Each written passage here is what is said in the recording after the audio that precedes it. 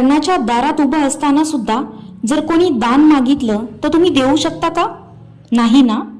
पण जेव्हा महाभारत संपत आलं होतं, कर्ण रणांगणात शेवटच्या श्वासावर होता आणि तेव्हाच त्याची सर्वात मोठी परीक्षा घेण्यात आली होती. महाबली कर्ण रथाजवळ जखमी पडला होता.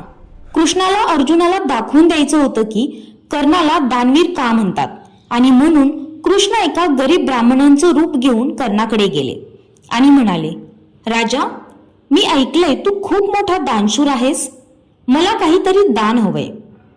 कर्ण म्हणाला, महाराज, माझ्याकडे आता तुम्हाला द्यायला काहीच उरले नाहीये, मी नाही काही देऊ शकत. ब्राह्मण रागावून कर्णाला म्हणाला, आज रिकाम्या हाताने परत जाणं माझ्या नशिबात आहे तर. तेव्हा कर्णाच्या लक्षात आलं की त्याच्या दातात सोन्याची एक कवळी आहे. त्याने बाजूला पडलेला दगड उचलला आणि स्वतःचा दात तोडून ब्राह्मणाकडे दिला. ब्राह्मण म्हणाला, हे तर रक्ताने माखलेलं सोनं आहे, हे मी कसं घेऊ?